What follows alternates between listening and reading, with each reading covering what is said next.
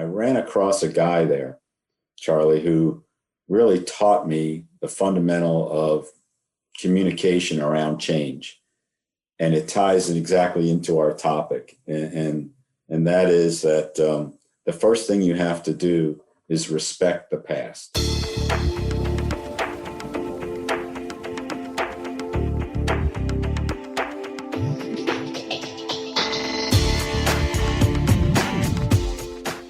Welcome to the Power of Respect podcast with Charlie Likewise, author of the book, The Power of Respect in Business.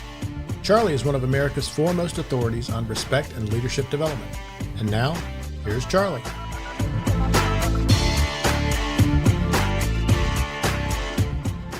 Welcome to the Power of Respect podcast.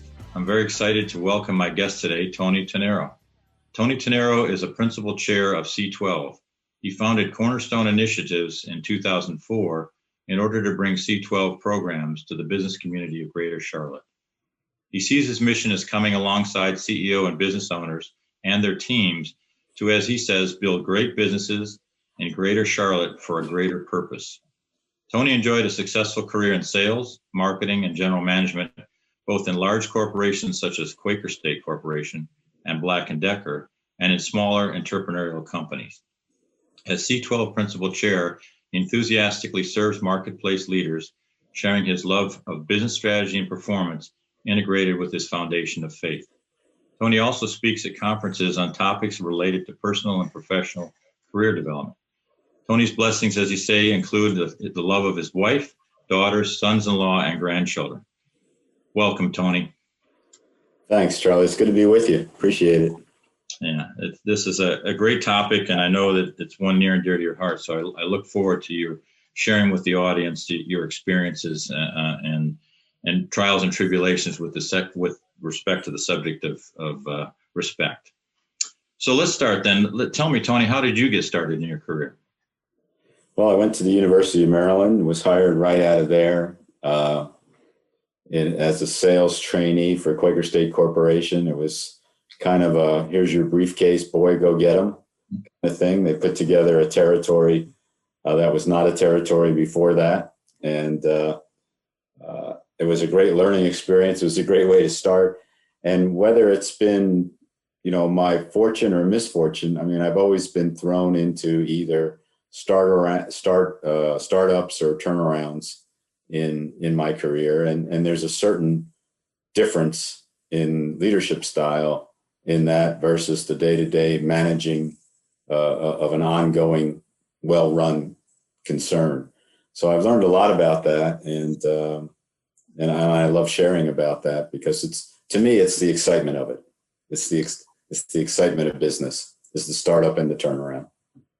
Yeah, that excitement carries over into the results of helping others. It's really a unique experience. So you have significant experience, obviously, in leadership, in leading and advising organizations across numerous businesses, as we described here. What are some of the biggest challenges you faced as a leader, and how did you tackle them? And if you could share with the audience both examples, maybe where it went well and what you learned, and maybe when it was more challenging. Yeah, I think what we learned is that the most important thing about leadership and the challenges of leadership is to set the culture, of the company. And when you're in any role, particularly the roles that I had over time, is I was brought into an organization to make a change. And so that starts with, I think it starts with sending messages, reinforcing messages of how we're going to do business, and why we do business the way we do, in addition to just what our business is. And I think the greatest challenge is to continually reinforce those messages and that culture, because it takes, I think there's some studies out there that say it takes like 8 to 12 messages that are positive to just reverse one negative message. And so who doesn't make mistakes, right? I mean, if we talked about mistakes, we'd need a lot more time, for me. So I think the idea is to take, consistently challenge the organization to think differently about why and how we do business. Probably a simple example was when I went to St. Louis for Quaker State had bought a subsidiary, and it sold a lot more than just motor oil. And I had always thought that selling motor oil was all you ever needed to do. So we kind of looked through this business, and for the first year and a half, I think we just tried to make that business better. And then at some point, we just started saying, well, why do we carry all these other automotive accessories? And they were everything from mufflers to fuzzy dice to everything. I mean, there were thousands and thousands of items in our inventory. And the people who were there before I got there were constantly telling me that if we didn't sell those, we couldn't sell motor oil. The simplest thing that we did was to look at our customer base and say, well, who buys motor oil? Who buys accessories? And where do they intersect? They did not intersect. It was maybe one customer out of all of that. And so it became an easy decision to say we can sell motor oil that turns 10 or 12 times a year at good margins, and by the way, supports the company that owns us, or we can tie up millions of dollars really in inventory that turns just a few times a year and gives us poor cash flow and requires, although it looks like you get great margins, when it's all said and done, you really don't. It's really not as profitable as you think. And so we changed that business. So and that was challenging. That was it wasn't so much the facts, it was the feelings. It was the feelings around it. And so we had to address the emotional attachment to what the business was and what the business was going to be. Well, that's a great example. And as you considered people's feelings and constructed sort of your plan to manage the emotional aspects of it, it sounds like you engaged the people on a level of respect that didn't say, hey, you guys are wrong. We're just doing it this way because it's my idea. You had them take a look at the business and begin to understand how it intersected with customers. So tell me how people reacted to it. Some people, obviously, their eyes were open and moved forward. Were there any people who resisted that kind of change? Sure, absolutely. I mean, their identity was wrapped up in supplying thousands and thousands of items to large retailers like Target, or at that time venture stores, people like that. So they didn't know who they were anymore. They didn't know who we were anymore.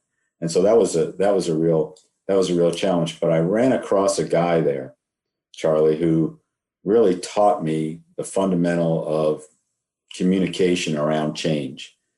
And it ties it exactly into our topic. And that is that the first thing you have to do is respect the past. And that level of respect and the people who are associated with it, and just say, well, we've gotten to this point. We're in business. We've been in business for quite a while. This organization has accomplished these things over these years, and we want to respect that. We want to honor that. But here's what's changed. Here's what's changed. And then you have to outline the change. And then you have to say, well, how are we going to respond to the change? So you explain the response to change to the organization. And then what's critical is to tell people what their role, how this change is going to impact them. Because all the time you're talking to them, they're really thinking somewhere in there, how is this going to impact me? How is this going to impact my future? And so you have to get to that, and you have to talk to them honestly about it, and define what their new role will be and the benefits of that new role for them. And then you have to give them the ability to be successful in it. So that really that was a great way to communicate change, and then immediately find some successes, even if it's just some small ones. so they can start to say, okay, I think this is going to work. I think this is going to work, and it reinforces the change. So that's where I really learned to do that. I wish I'd learned it sooner, but I learned it there, and I still use it today. And I actually still talk to our C12, CEO members today about making change that way, because it honors and respects, but it also provides facts and addresses the individual concerns. Right. No, that, again, a very good example. And as I think about the pieces of that example, I'm thinking about the relationship building side of that communication plan. So if you could comment a little bit on maybe some things you did to help build the relationships to connect with these people, so they could begin to trust you, begin to respect you back, and believe that when you tell them, here's what it is for your future, that they can get there, kind of thing. Yeah. Relationships are key, and they're built on, they're built on trust, and lack of respect destroys trust. So if you just come in and just bulldoze your way through leadership, you can build a company. I mean, we've seen it. We know people who have done it. But it's their company individually. They make every important decision. People have decided no longer to provide any input because it's just too dangerous to their job. And so we know people who are authoritarian leaders. But if you build relationships through trust, if you respect others' opinions, if you give them the opportunity, I think there's something to talk about, Charlie, about why we don't respect others more. The one great thing about your podcast, I believe, and why I'm excited to be on it, is I think we all say there's less respect for the individual out there than there used to be. At least it feels that way. Maybe there's just more opportunity to exhibit less respect. I don't know, right? But why don't we respect others if we genuinely believed that we should respect the dignity of every individual? If we really believe that, our style would flow more naturally. And why we have to force respect is an interesting concept, to itself. Why we have to talk about it is an interesting idea itself. So I think that the idea of believing that you're not the only smart one in the room, and you may not be the smartest one in the room, leads to a respect of others and their opinions. The idea that each person has been created with a specific set of talents, experiences, and abilities should lead you to a natural respect of others, and knowing that a team in unity historically achieves better results should lead you to respecting others and their opinions and their contributions. So that all, putting all that together, you'd say, well, then why doesn't everybody do it? Right. No, and I think the secret sauce that's missing is the how. People are not necessarily comfortable with how do I do that, and each of us approaches it differently. So there's not one size fits all solution. But when I think about the emotions that we're on and are triggered to be on as we go through our daily lives, interacting with people or events, I think that's one of the keys to how to bring this respect concept into play and to be more comfortable with it. In other words, first and foremost, it's okay to be wrong. It's okay to be upset, even when you shouldn't be. Those are natural human emotions. They're not going to change. It's not about being perfect. It's about being better. And so when I think about the emotional scale we're all on, and thinking about what triggers that when we're dealing with somebody, and how we can control that or manage that better, I think that if people can individually come up with that solution for themselves, we have a better chance with the how. And I know you've had experience in a lot of cases advising people under emotional conditions. And so how do you tend to help them, or how do you intend to help yourself react appropriately to them when you're dealing with them? Yeah, well, I think the key for me is to pause. I think that's there's some practical things, and then there's some emotional things around dealing with this. Some of the practical things are, don't, and I know you've heard this acronym, but don't make a lot of decisions. Don't engage in a lot of difficult circumstances when you're hungry, angry, lonely, or tired, right? Halt. So there is that idea of just pausing, just saying, okay, yes, I'm glad you brought this into my office, right? But let's talk about this at 1 o'clock. It's 9 o'clock right now. Let's talk about it at 1 o'clock. So there is some of that, just pausing, just making sure that that you're not dealing with it in the moment if you don't absolutely have to. And also leaders need, one of the things that I think leaders don't do well, we don't do well, is we don't take care of ourselves. So we're often tired. We're often we're not getting exercise like we should. We're not getting rest like we should.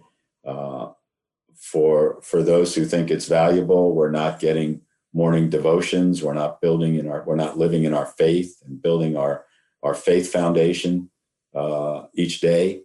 That helps us, make those better choices throughout the day.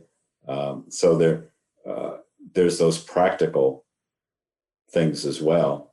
And then the other is, it's kind of like that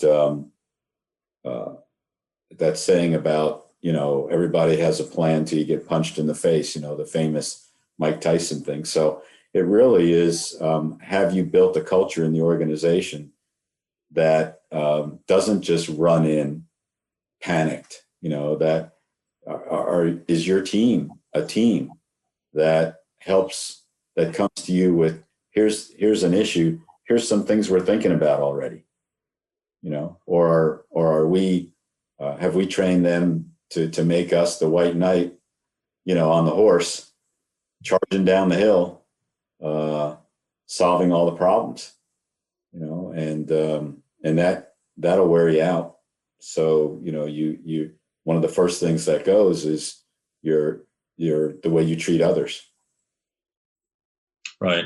I think it's hard sometimes for people to see the connection between respect, relationships, and results. And so I'd like you to share some of your thoughts on that connection and how you help people bridge that connection. On the one hand, results are considered the hard facts and the bottom line, if some people call it, and they forget that how to get there in a sustainable and optimized way is through building the things we just talked about. So if you could talk about your perspective on the connection between. Well, I think the healthy way relationships are key. People still do business with, engage with, contribute, participate with other people. And so, relationships at home, in the community, and in business are with us. And we'll either have intentionally good relationships or we'll have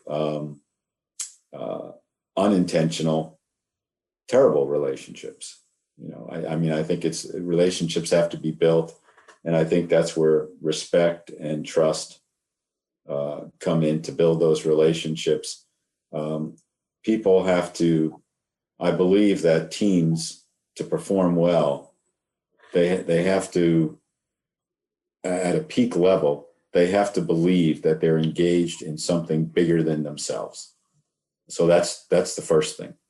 And then secondly, they have to be willing to follow leaders in pursuing that bigger vision.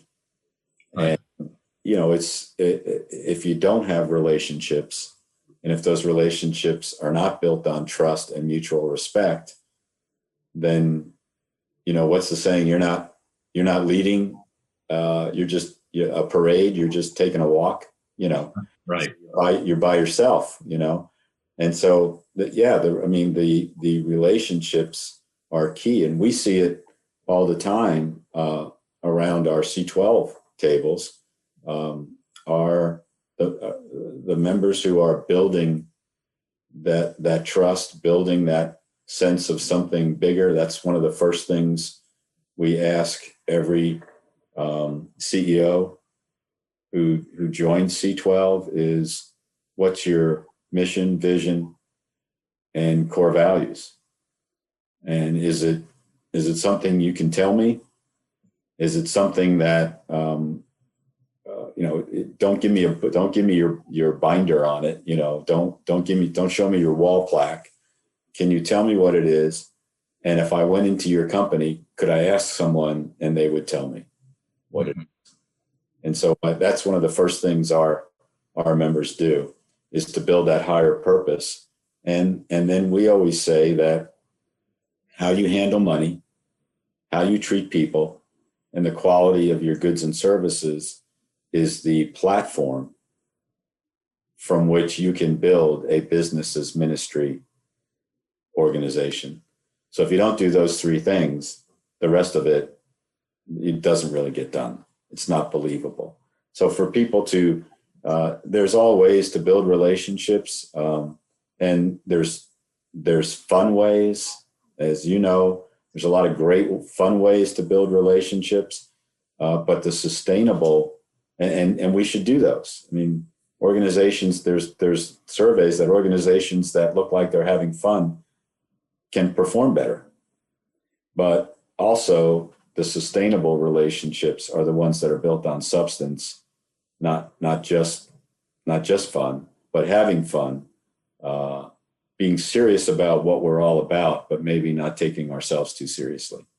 And so being serious about that, those relationships, when we care about individuals, when we care about their families, when we care about the people we do business with, when we set standards, when they see us trying to not be perfect, they don't see us being perfect. But when they see us, striving to be as good as we can be, and giving them permission to tell us when we're wrong without any punishment, I think we're building those relational organizations that achieve at higher levels.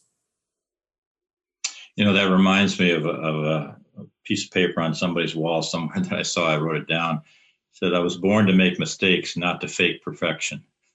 Yeah, there you go. And again, so tell me some examples of where it wasn't working, and maybe, if you were able to help them get better at it, in terms of you were working with leaders that didn't maybe get the fun side, or maybe didn't get the relationship, maybe because of how, maybe whatever the case may be, and how you advised and led them to a better place. Can you? Well, without names. No names. Yeah, this would be my last podcast if we start putting names out there. Yeah, I think here a good example is we had a CEO join C12, successful. If you looked at the company from the outside, you would say this company is successful, it's profitable, it's growing, it has multiple locations, it performs well within its industry. But when you get into it, it was really a kind of a one-man show.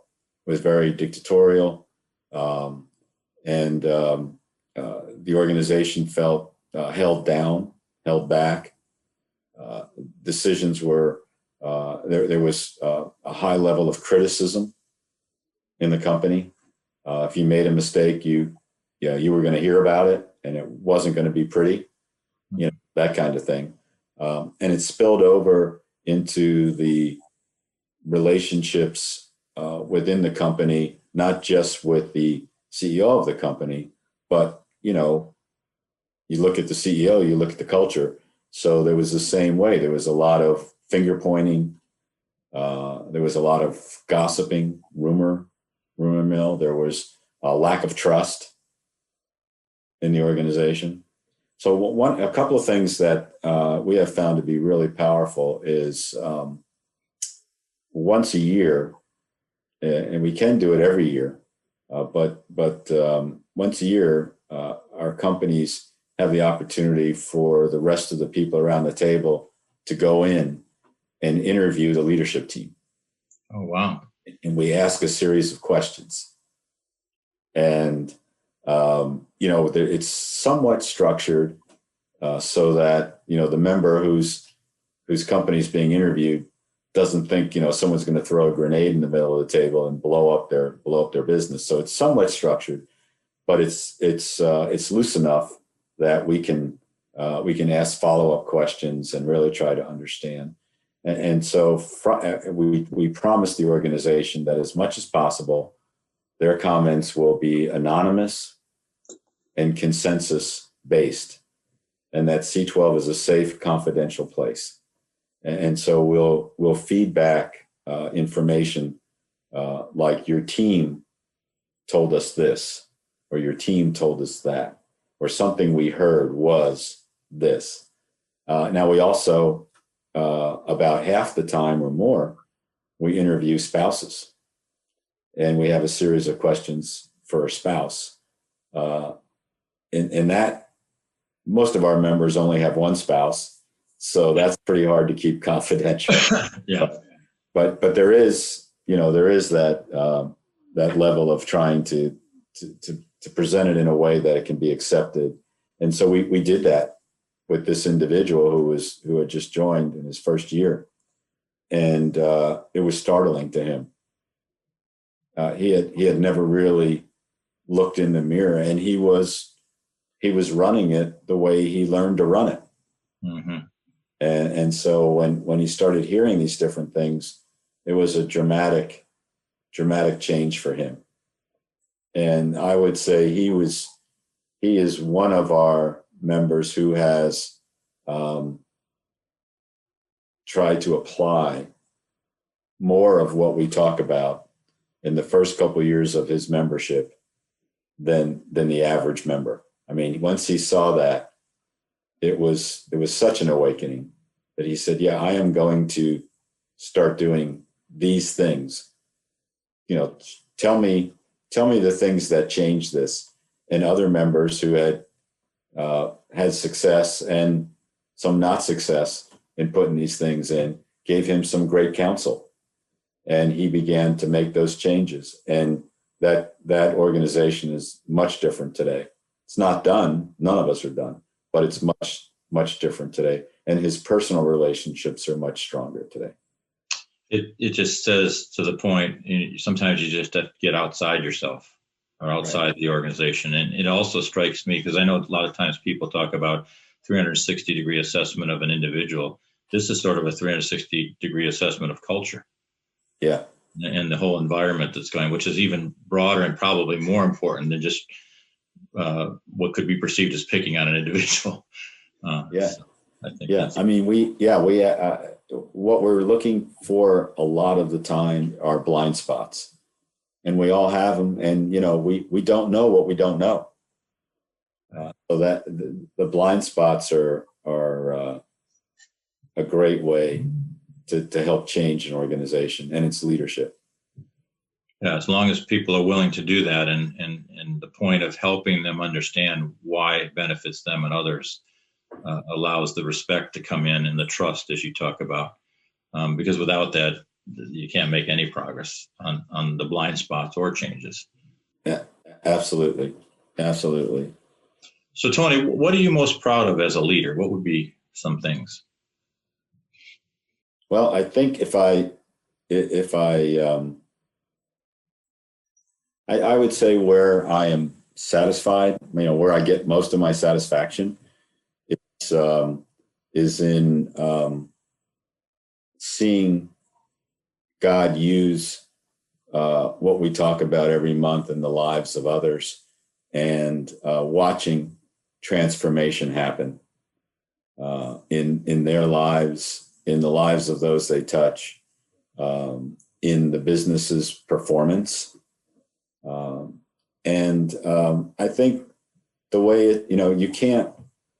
So I've been talking, besides having a business career, I've been doing this C12 thing for 17 years now, which is surprising to me when I say it out loud.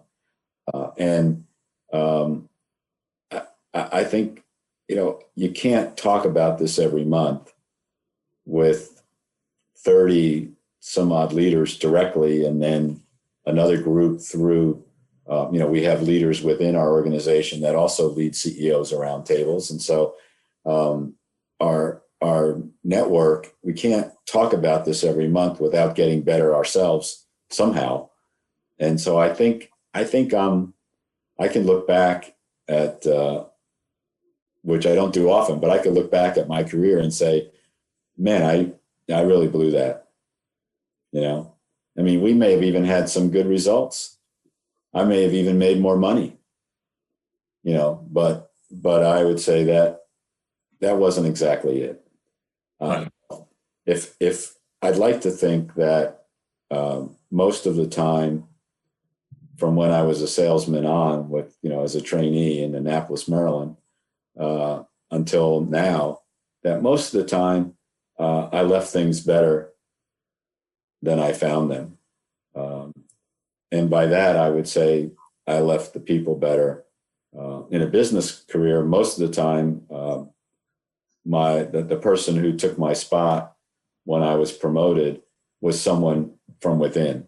So that always made me feel good.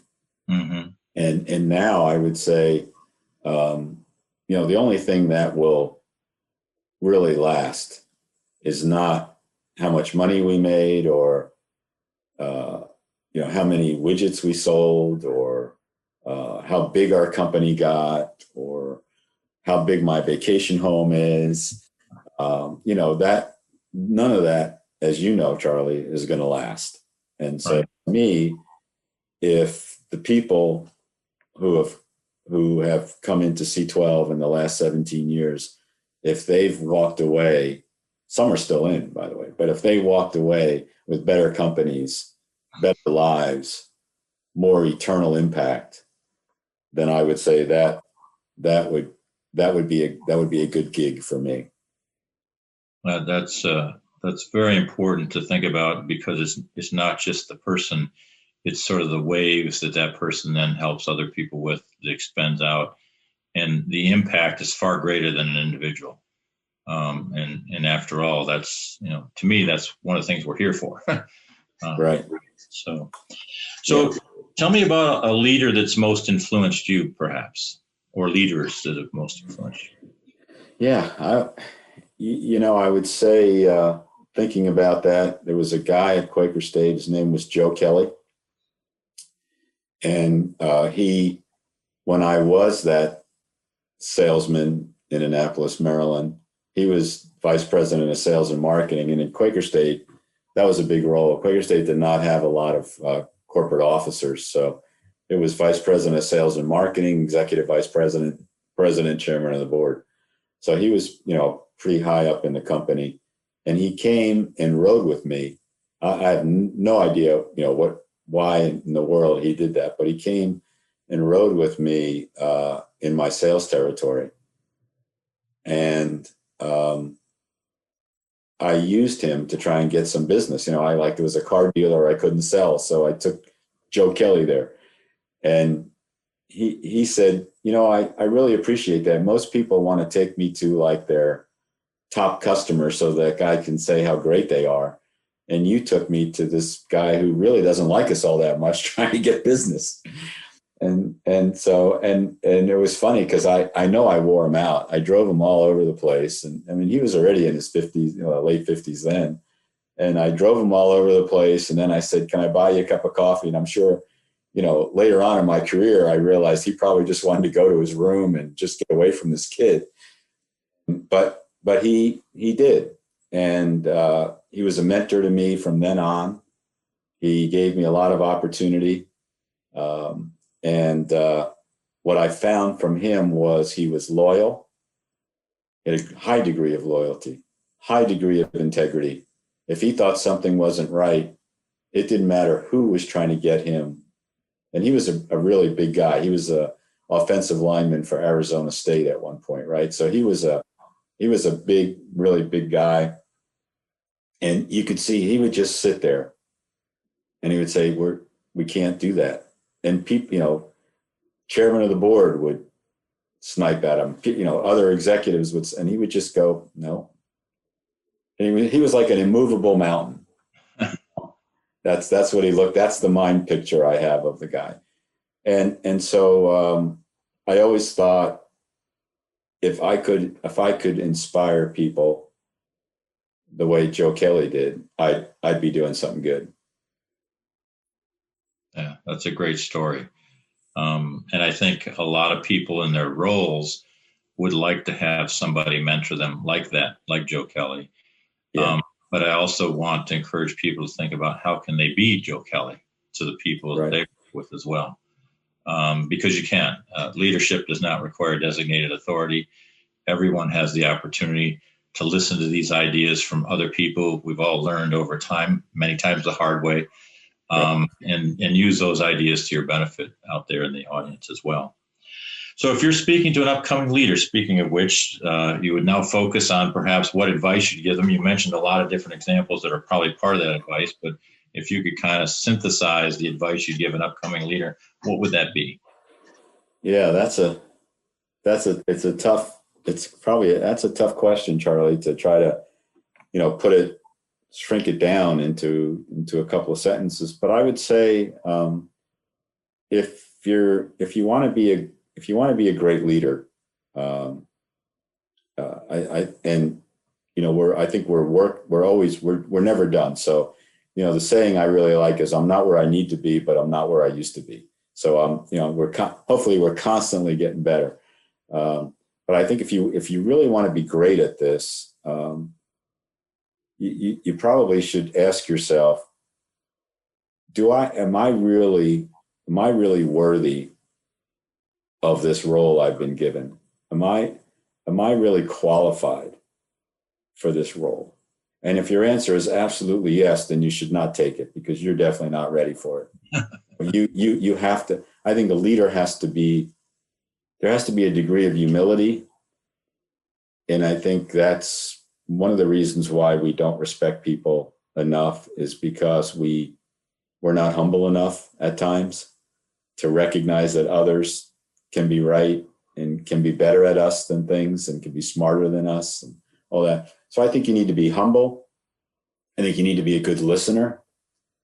I think you really need to listen and be open to being wrong, to being challenged, to give your organization permission to be challenged. And I think you need to be self-aware. And by that, what I mean is you need to have a set of values and recognize when you're meeting those values and when you're not. And what you're good, what am I here for? What am I here for? What have I been created to be?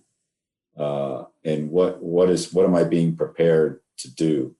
And that self-awareness is really hard, and you can't, I wish you could just, do it on your own, but you can't. You need others to help you figure that out. And it goes back to the example of where you interviewed others around that CEO to help him or her understand what is going on and how can I begin to address that. And absolutely. The fact that sometimes people need to know what those issues are in order to even have a chance to begin to work on them. Yes. So you're right, Charlie. Well, Tony, I really appreciate your wisdom and your experiences and sharing that with our audience today. Thank you for being here. Thank you, Charlie. It's great Great to be with you. It's a great topic. I'm glad you're talking about it. I'm glad you're investing in it. It's sorely needed. Respect that leads to great relationships is sorely needed. So thanks for having me on. Yes, you're welcome. So I want to thank my guest today, Tony Tennaro, for being with us. And I especially want to thank you, the audience, for listening to this episode of The Power of Respect. If you like what you heard today, please consider sharing the podcast and visit our website at expertsinhow.com. And if you'd like to read my book, The Power of Respect in Business, it's available on Amazon. Thanks again for listening, and always remember, respect builds trust, trust builds relationships, which is the hallmark of leadership. Thank you. This has been the Power of Respect podcast with Charlie Likewise, author of the book, The Power of Respect in Business. To listen to more episodes and to learn about Charlie's leadership development programs, visit his website, expertsinhow.com.